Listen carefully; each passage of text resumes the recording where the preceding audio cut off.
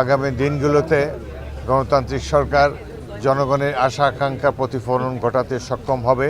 আমি একজন মুক্তিযোদ্ধা ছিলাম, অনেক স্বপ্ন ধারণ করে স্বাধীনতা যুদ্ধে অংশগ্রহণ করেছিলাম, যুদ্ধে আহত হয়েছিলাম।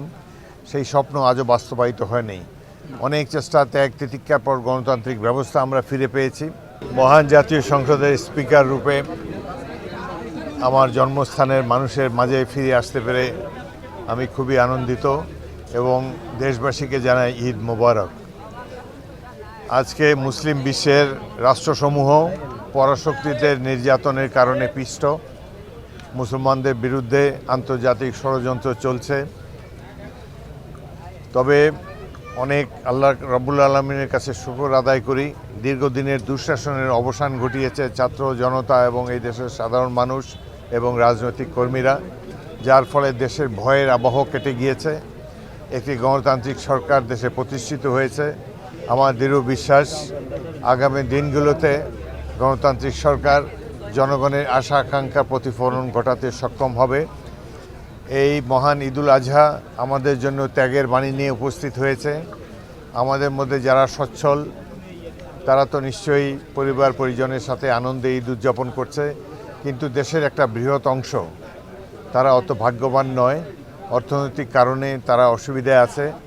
আশা করি যারা সচ্ছল মানুষ এবং যারা সচ্ছল নয় সবাই মিলেমিশে যাতে একে অন্যের সুখ দুঃখ একে অন্যের গ্রহণ করে আমরা যেন সুন্দর একটা জীবন কাটাতে পারি, সমাজ ব্যবস্থা যাতে আরও উন্নত হয়, সেই জন্য আল্লাহ রাব্বুল আলামিনের কাছে তার রহমত কামনা করি।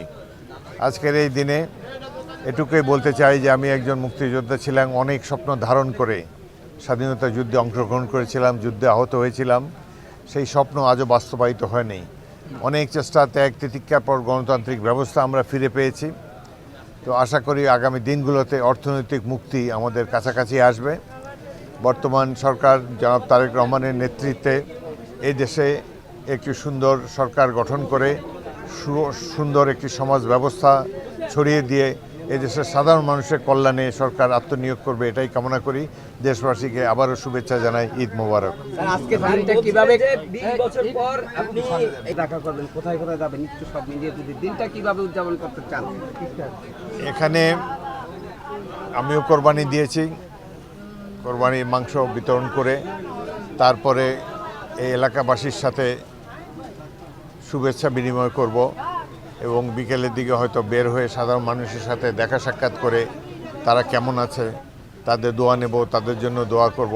সাধারণ মানুষের সাথে সরাসরিভাবে মিলবার জন্যে, তাদের সুখ দুঃখ ভাগ করে নেবার জন্য এখানে এসেছি। ঈদের দিন আমাদের সকলের জন্য একটি আনন্দের দিন। এই আনন্দ যাতে সবাই আমরা ভাগাভাগি করে নিতে পারি, সেই জন্য আল্লাহ রাব্বুল আলামিনের রহমত কামনা করছি। ধন্যবাদ।